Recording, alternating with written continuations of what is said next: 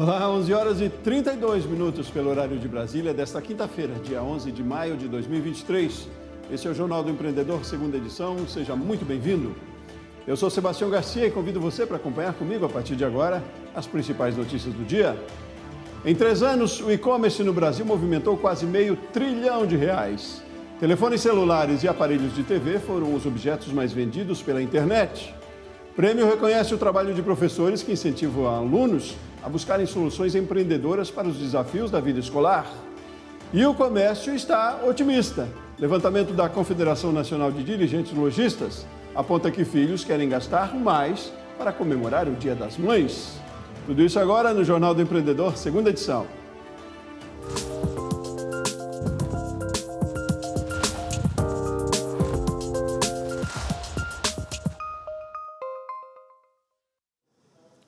Em São Paulo, um prêmio foi entregue a educadores que criam soluções empreendedoras para questões do dia a dia escolar.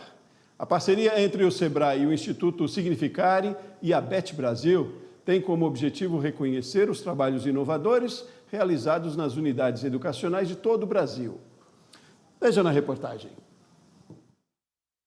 Expectativa estampada nos rostos. Por todos os lados, pessoas ansiosas pelo prêmio Educador Transformador, entregue durante o Bet Brasil. Foi muito emocionante, sabe? Eu tô assim, com o coração acelerado, a mão gelada.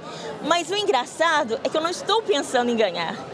Porque aqui nós fizemos um relacionamento tão gostoso, os 70, que nós estamos torcendo por uma educação do Brasil. A Suzene é professora do ensino fundamental, veio de Belo Horizonte e está concorrendo ao prêmio com um projeto elaborado na pandemia da Covid-19. Meu projeto é uma rádio-escola. Foi criada exatamente na época da pandemia, porque os nossos alunos não possuem o acesso à internet. Então, meu filho editava os programas comigo na minha casa, no nosso notebook quebrado. A gente orientava professores, funcionários, a comunidade, os próprios alunos no envio de conteúdos, eu criava as pautas e tudo isso era montado num podcast que era transmitido pelo Carro do Ovo, estacionado em 6 pontos da comunidade. Ao todo, são 70 projetos inscritos, finalistas da primeira edição da competição, que tem como objetivo promover práticas educacionais transformadoras.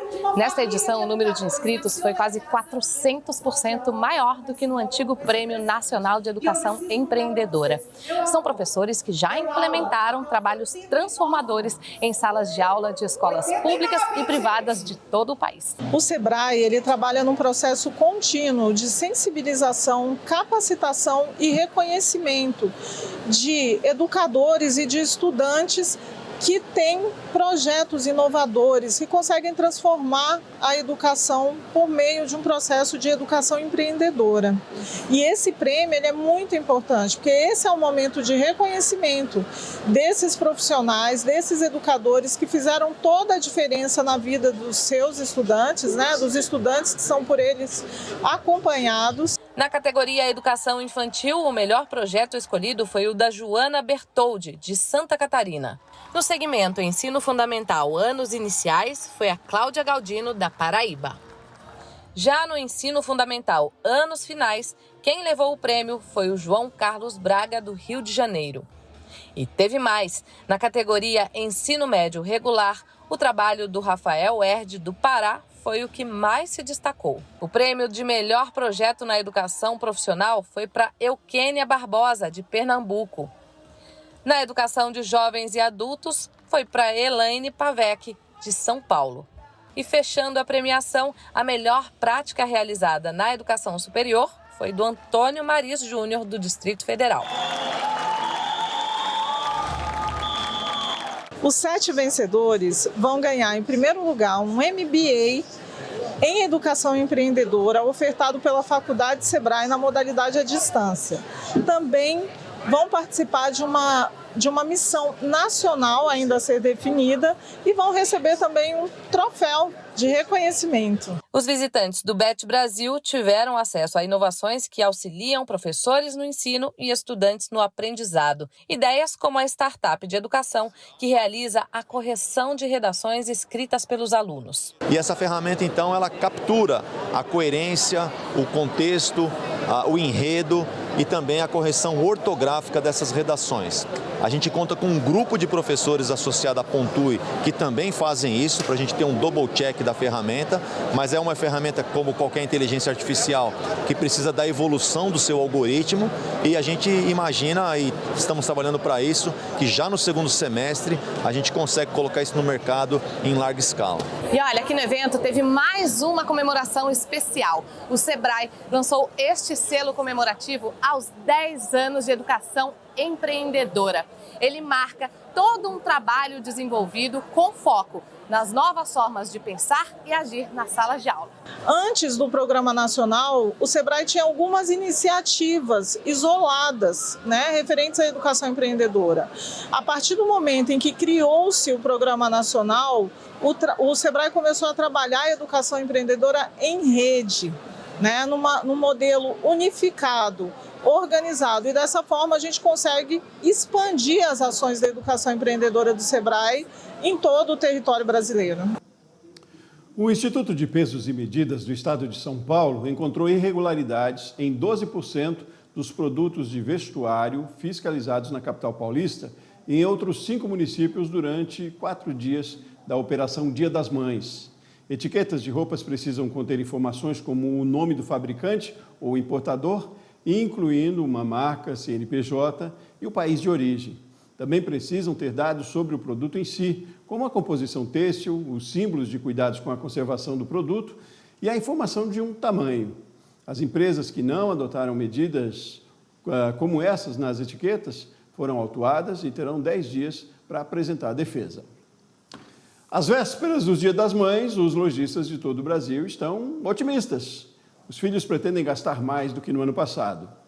Veja na reportagem de Márcio Fontenelle os presentes que estão na lista dos mais desejados. Seja mais elaborado ou uma simples lembrancinha, o que interessa é que não pode faltar presente. É nesse pensamento que o comércio aposta as fichas para o Dia das Mães deste ano. A data é considerada a segunda melhor para os varejistas, perdendo só para o Natal. E a expectativa é de que seja movimentado algo em torno de 33 bilhões de reais. Essa loja de design de interiores acredita que o carinho vai ser a chave para abrir a carteira dos filhos.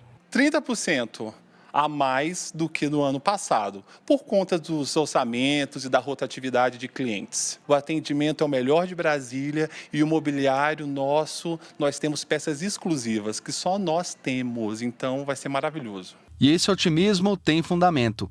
Um levantamento feito pela Confederação Nacional de Dirigentes Lojistas mostra que 38% dos consumidores pretendem gastar mais do que gastaram no ano passado. A pesquisa revela ainda que 23% dos consumidores devem gastar entre R$ 101 e R$ 200 nos presentes, enquanto 22% devem desembolsar em torno de R$ 400. Ao todo, o ticket médio vai girar em torno de R$ 258. Entre os produtos campeões de vendas neste Dia das Mães estão as roupas, calçados e acessórios, perfumes, cosméticos e chocolates. E a maioria dos consumidores vai comprar os presentes em lojas físicas. Além disso, 40% dos consumidores vão fazer compras online. Então, apesar da preferência ainda ser pela loja física, o lojista precisa estar preparado também para ter outras formas de atendimento, outras formas de oferecer seu produto. O Pix veio realmente com força, está mostrando que veio para ficar e vai ser a forma de pagamento preferida dos consumidores na hora de ir às compras. Os contribuintes poderão acertar as contas com a Receita Federal sem multas até o mês de julho.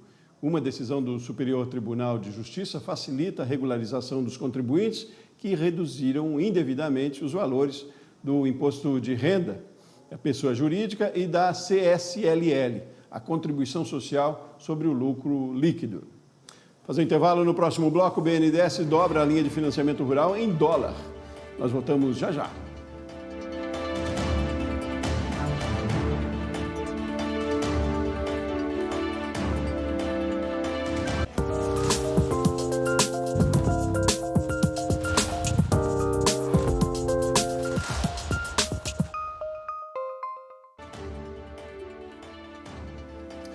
De volta com o Jornal do Empreendedor, estamos ao vivo agora pelo horário de Brasília, são 11 horas e 43 minutos. Olha, a Conab, a Companhia Nacional de Abastecimento, estima que a produção de grãos no Brasil para a safra 2022-2023 seja de 313,9 milhões de toneladas. O volume é 15,2% maior do que o registrado na safra anterior. Caso as expectativas sejam confirmadas, o Brasil estabelecerá um novo recorde. O milho e a soja são os principais atores deste cenário. O Banco Nacional de Desenvolvimento Econômico e Social aumentou em 2 bilhões de reais a linha de financiamento rural em dólar. Dessa forma, o BNDES Crédito Rural chegará a um total de 4 bilhões de reais. Para ter acesso ao crédito, o agricultor precisa ter receitas na moeda americana ou atrelada a ela, uma forma de minimizar os riscos cambiais. O custo final parte de aproximadamente 7,59% ao ano, mais variação cambial. Os prazos vão de 25 a 120 meses, com carência de até 2 anos. E vamos ver agora a agenda de feiras de negócios por todo o país. A Feira Artesanal Sul fica aberta de 9 a 12 de maio em Porto Alegre. Na mesma data, a Agrotecnoleite Complen acontece em Morrinhos, Goiás. A cidade gaúcha de Bento Gonçalves recebe a Feira de Soluções Ambientais FIEMA Brasil, de 9 a 11 de maio. A Feira Internacional de Máquinas Expomaf 2023 fica no São Paulo Expo, de 9 a 13 de maio. O Circuito Nacional do Setor Elétrico acontece no Rio de Janeiro, nos dias 10 e 11, no Expomag. A Feira de Telecomunicações Expo-ISP Brasil fica de 10 a 12 de maio em Olinda, Pernambuco. No próximo dia 25, a Apex Brasil, em parceria com o Sebrae, vai promover uma oficina de marketing e vendas internacionais. A capacitação tem como público principal empresas que estejam no início do processo de internacionalização, ou seja, aquelas que são exportadoras iniciantes.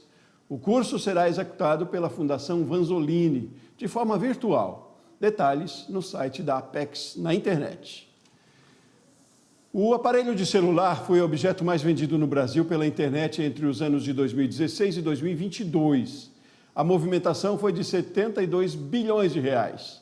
O segundo item mais comercializado de forma online foi a televisão. A lista completa está disponível no Observatório do Comércio Eletrônico, lançado hoje pelo Ministério do Desenvolvimento, Indústria, Comércio e Serviços. A plataforma reúne dados do e-commerce com emissão de nota fiscal. Tipo de informação importante para o governo e também para os empreendedores. A repórter Camila Xavier tem as informações. A partir de dados das notas fiscais eletrônicas fornecidos pela Receita Federal, o governo pôde mapear operações de compra e venda feitas no e-commerce nos últimos 3 anos. As vendas online realizadas aqui no Brasil com a emissão de notas fiscais entre 2016 e 2022 movimentaram 628 bilhões de reais, saindo de 36 bilhões em 2016 para 187 bilhões em 2022. Nesse período, o líder absoluto de compras pela internet foi o celular, seguido de televisores e notebooks. A lista completa abrange milhares de produtos que podem ser mapeados por regiões. O secretário de Desenvolvimento Industrial, Inovação, Comércio e Serviços do Ministério, o Wallace Moreira, falou com a gente de que forma o governo, com base nesses dados, poderá promover políticas públicas para gerar mais renda aos pequenos e médios negócios. No momento, o que a plataforma nos possibilita, nos oferece, é uma avaliação do crescimento do e-commerce no Brasil e principalmente identificando quais são as principais regiões, né, onde se comercializa mais e quais são os produtos que se comercializam mais. A partir dessas informações, a gente pode pensar em elaborar várias questões, o porquê de cada região, né, promove ou comercializa cada tipo de produto, quais as razões e como que os agentes que têm acesso a essa informação, ele pode pensar em políticas para promover o comércio. Por outro lado, o setor público pode pensar em como promover políticas públicas que fomentem o comércio entre todos aqueles que compõem o mercado do e-commerce. O que nós defendemos é um comércio leal. Esse é o ponto do que nós defendemos, né? O EMDIC defende esse tipo de de comércio, a lealdade no comércio, a concorrência no comércio. Então, o dashboard ele pode nos possibilitar identificar o volume negociado, que tipo de produto está sendo negociado, quais são os estados. O futuro, nós queremos aprimorar a plataforma. Um dos elementos que nós queremos incorporar na plataforma é justamente entender se são as pequenas e médias empresas ou grandes empresas que comercializam, ou quem são que comercializam mais esses produtos em termos de porte da empresa. Isso é importante porque a gente pode, através das políticas públicas, contribuir, por exemplo, as pequenas e médias empresas tenham um maior volume de negócio e gerem mais empregos. Essa é a nossa preocupação no MDIC. Pois é, e a plataforma do Observatório do Comércio Eletrônico é a primeira ferramenta pública a agregar números oficiais do comércio eletrônico no país. Até então, boa parte das informações vinha da base de privadas ou de bases privadas. A diversidade se tornou um tema prioritário para muitas empresas. Uma pesquisa da Organização Internacional do Trabalho revela que cerca de 60% das empresas aumentaram o número de pessoas de grupos minoritários. Outros estudos mostram também que um ambiente de trabalho mais diverso, com pessoas de origens diferentes, é mais produtivo e inovador. Sobre isso, vamos conversar com a pesquisadora e técnica de projetos da FGV, Natália Soutosa, está aqui comigo. Oi, Natália, bom dia, tudo bem? Bom dia, Sebastião, que bom estar aqui de novo. Que bom, obrigado de novo pela sua gentileza de conversar com a gente. Vamos meio que conceituar, ou me diga, o que caracteriza, o que é diversidade e inclusão nas empresas? Certo, Sebastião, a gente está aqui trazendo mais uma provocação, né, para os micro e pequenos empreendedores. Nosso objetivo aqui é fazer os empreendedores pensarem o que eles podem fazer para melhorar seus negócios. E esse tema da diversidade e inclusão, ele tem sido crescente nos nossos debates, nos nossos debates, no debate nacional, debate internacional relacionado ao mundo dos negócios. E por que isso tem sido crescente, né? Além da questão social, evidências têm mostrado que grupos mais diversos nas organizações trazem vantagens financeiras a essas organizações. Então, vamos lá, vamos começar conceituando rapidamente o que são essas duas palavras. Tá? Diversidade diz respeito às múltiplas características que definem a identidade de um indivíduo e o que torna diferente dos demais. Já a inclusão diz respeito à criação de um ambiente propício para que a diversidade possa, de fato, se estabelecer e prosperar. E é legal que a gente ainda tenha um terceiro termo que tem acompanhado esses debates, que é o da equidade. Então, tem se falado de diversidade, equidade e inclusão. E a equidade, ela vem sempre no meio da expressão. E não é por acaso. A equidade, ela é entendida como a garantia de oportunidades iguais a todos esses indivíduos e, por isso, ela é entendida como caminho para que se atinja a inclusão de fato. Cada vez mais necessário. Agora, Natália, quais as vantagens de promover a diversidade, a equidade, a inclusão para as empresas? Olha, na nossa rápida conversa aqui, eu vou trazer 4 categorias principais de vantagens, tá? A primeira delas é que promover a diversidade e a inclusão eleva a qualidade do capital humano da organização por meio da promoção de pontos de vista diferentes, que oportunizam melhores decisões e soluções inovadoras. Isso, claro, reflete em maior eficiência e rendimento financeiro para as empresas. Em segundo lugar, há um maior potencial de entender o que os consumidores querem e atender suas demandas de forma mais efetiva. Em terceiro lugar, esses diferentes contextos de vida, experiências, aspectos culturais, conhecimentos trazidos por essas pessoas dos variados segmentos, contribuem para ambientes de trabalho mais saudáveis e motivadores. Então, quando eles se veem representados ali nos seus colegas de trabalho, isso traz um ambiente de trabalho de muito maior qualidade, o que, claro, vai impactar também no desempenho da organização. E, por fim, o impacto positivo para a imagem da empresa, né, que passa a ser vista como comprometida com a responsabilidade social e não unicamente com os lucros. Ótimo. Agora, em termos práticos, então, como uma micro e pequena empresa, por exemplo, pode fazer para promover a diversidade, a inclusão, a equidade? Certo. Como a gente falou no início, esse tema ainda está muito voltado para as grandes corporações. A B3, né, a Bolsa de Valores do Brasil, ela tem trabalhado bastante com esse assunto. Então, ele está muito ainda fechado nas grandes corporações. Mas será que uma MPE não consegue trabalhar esse tema? Pode sim e deve trabalhar, já que ela também tem vantagens a serem aproveitadas com essa inclusão, com a diversidade e a inclusão.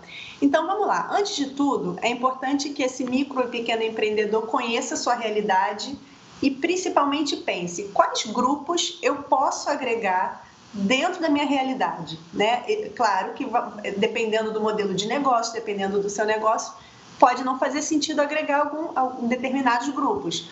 Então, por exemplo, será que um vendedor do sexo masculino ou uma vendedora plus size, por exemplo, vai ser legal numa loja de roupas feminina? Parece que sim. Será que um cadeirante em uma empresa de reformas prediais seria legal? Também parece que sim. Ou um colaborador de terceira idade em uma agência de viagens? Também parece que vai funcionar bem. Então, essa triagem, essa análise que o empreendedor precisa fazer de imediato. Em segundo lugar, o empreendedor precisa saber que vão haver desafios envolvidos, como, por exemplo, combater qualquer prática que atrapalhe o pleno desenvolvimento das funções desse empregado, como preconceitos, problemas na estrutura física da sua empresa, e garantir que a equidade de remuneração ocorra de fato para as mesmas funções. Então, não é simples.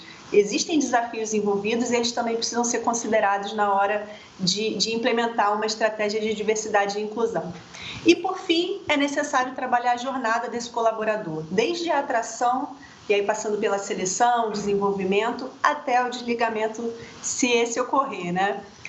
Então, desculpa, vamos lá. Ótimo, concluindo quase a nossa conversa, bastante interessante mesmo, né? Não é simples, mas é possível, é viável, é necessário que se faça isso, porque é produtivo também, né? Natália, desculpa lhe interromper, a gente precisa terminar, mas a gente volta a conversar numa sequência no outro dia aí. Obrigado por hoje, viu? Foi um prazer. Obrigada, tchau, tchau.